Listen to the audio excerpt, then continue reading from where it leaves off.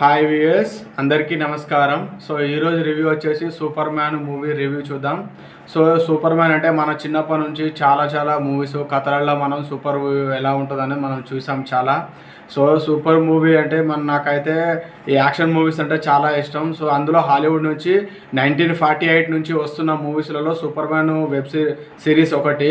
So లేటెస్ట్గా దాన్ని upgrade చేసుకుంటూ టెక్నాలజీ విధంగా కూడా చేసి తీస్తున్న మూవీయే మన సూపర్ మ్యాన్ మూవీ.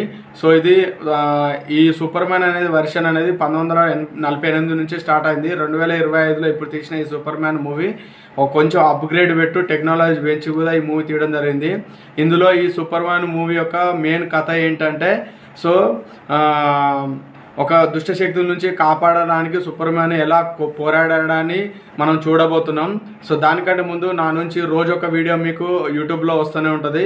సో మా వీడియో మీకు నోటిఫికేషన్ రావాలంటే ప్లీజ్ సబ్స్క్రైబ్ బటన్ మాత్రం నొక్కి పెట్టుకోండి. ఒక్క లైక్ ఇవ్వండి. లాస్ట్ వరకు మా వీడియో చూడండి అండ్ మీ ఫ్రెండ్స్ ఫ్యామిలీకి షేర్ చేయండి. సో మెయిన్ కథలోకి వెళ్తే సూపర్ మ్యాన్ అనే ఒక వ్యక్తి ఒక సూపర్ మ్యాన్ మీద ఒక కోపంతో ఉన్న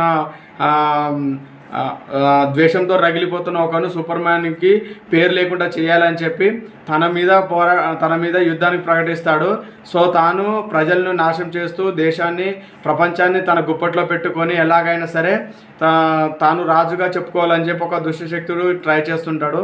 దాన్ని తిప్పికొట్టడానికి సూపర్ మ్యాన్ తన యొక్క శక్తులతోటి అందరినీ కాపాడుతాడు. సో ఇలా అయితే కాదని చెప్పి ప్రభుత్వాన్ని ఒప్పించి సూపర్ మ్యాన్ మీద ప్రజల మీద కూడా ద్వేషాన్ని పెంచాలని చెప్పి తన మీద ఒక నెగిటివ్ వీడియో క్రియేట్ చేసి పబ్లిక్లో వదులుతాడు. దాని తర్వాత ఏం జరిగింది, సూపర్ మ్యాన్ తను ఎలా అందరినీ కాపాడాడు, ఎలా దుష్టశక్తి నుంచి తన యొక్క నిజాన్ని ఎలా నిరూపించుకున్నాడు, తన పుట్టుపూర్తాల గురించి ఎలాంటి ఎక్స్ప్లెనేషన్ ఇచ్చాడు అనేది మెయిన్ ఈ సూపర్ మ్యాన్ యొక్క కథ. సో ఈ సూపర్ మ్యాన్లో మెయిన్ చెప్పుకోదగ్గ విషయం ఏంటంటే నేను ఎన్నోసార్లు సూపర్ మ్యాన్ కథ చూశాను. సో ఈ మూవీస్లో నేను ఇదివరకు కూడా హాలీవుడ్స్లో చూసిన సూపర్ మ్యాన్కు టెక్నాలజీకి ఇప్పుడు ఈ మూవీలో వాడుతున్న సూపర్ మ్యాన్ టెక్నాలజీకి చాలా డిఫరెంట్ ఉంది. బట్ ఈ సూపర్ మ్యాన్ మూవీలో మెయిన్గా సూపర్ మ్యాన్ని గెలిపించడానికి తన యొక్క సాక్షితలా ట్రై చేస్తాడు. తను గెలవడానికి వేరే సూపర్ మ్యాన్స్ కూడా ఎలా హెల్ప్ చేశారు, సో తన యొక్క పేరుని ఎలా కాపాడారు, మిగతా అవెంజర్స్కు వచ్చి ఎలా తనకు సాయం చేస్తారనేది మెయిన్ కథ.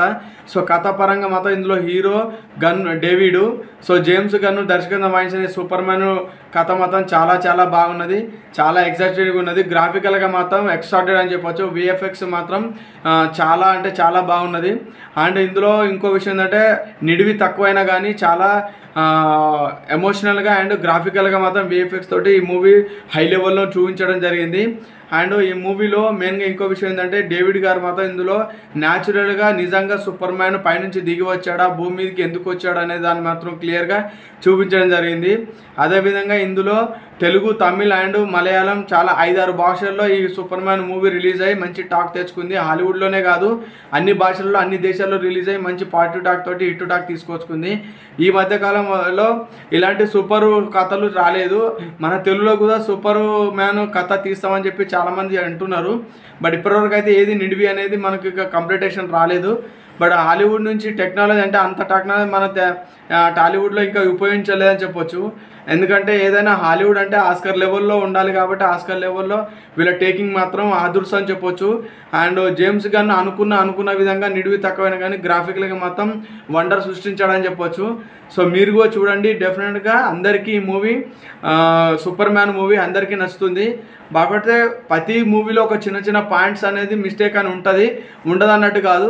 బట్ దీంట్లో కూడా కొన్ని విఎఫ్ఎక్స్ కావాలని పెట్టారేమో అన్న ఉద్దేశం అనేది మనకు అనిపిస్తుంటే చూస్తుంటే.